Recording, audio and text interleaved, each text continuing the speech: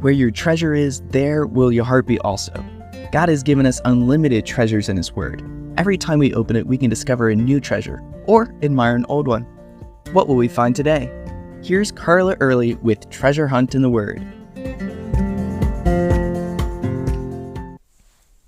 My husband and I bought our first home in 2002, a modest 3-bed, 2-bath home on the side of a steep hill.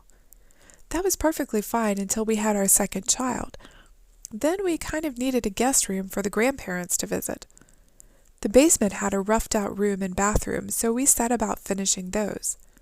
My husband decided to do an eagle theme to match one of his favorite verses. We chose a bright blue paint since the room didn't have a window. He painted the room and it looked so cheerful. We found a wallpaper border of eagles that matched perfectly.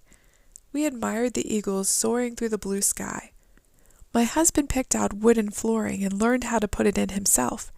He found wooden baseboards and AC vents that matched perfectly. I happened to find a lamp with a soaring eagle motif to complement the room. We even had a homemade quilt with eagles on it for the bed. When all was finished, we stood and looked at all of our hard work. Well, mostly my husband's hard work. In awe. How beautiful! All ready for a visit from the grandparents.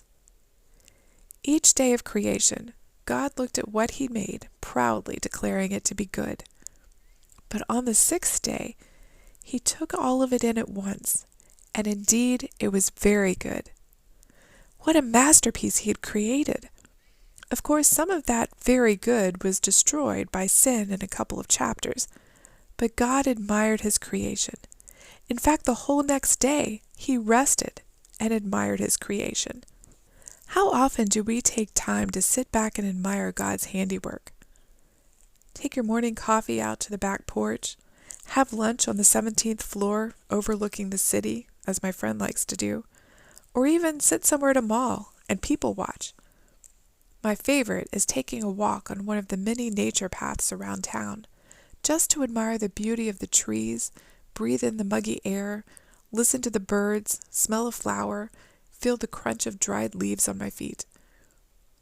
God made our 5 senses for a reason. How often do you use them to admire His creation? Then God declared the 7th day the first holiday. The word holiday comes from combining 2 words, holy and day. God made the 7th day holy and modeled rest. I noticed in Leviticus when He established all the Jewish holidays, God specifically said for each one of them not to do any normal work on those days. Work hard on the other days and prepare to enjoy what you worked for on the holidays, including the Sabbath. The Lord showed that rest isn't less important than work, and we must be intentional about it. He established the concept of rest and modeled it for us. So don't feel guilty about resting, whether it's a specific day of the week, a vacation, or just a few hours of doing nothing. And leave work at work. Don't let it consume your life.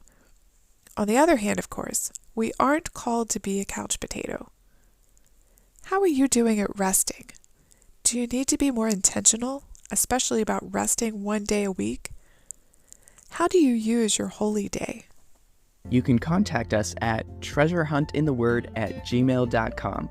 We'd love to hear the treasures God has given you through His Word. You can listen to other episodes on our website, which you can find in the description below. Thank you for listening, and remember, where your treasure is, there will your heart be also.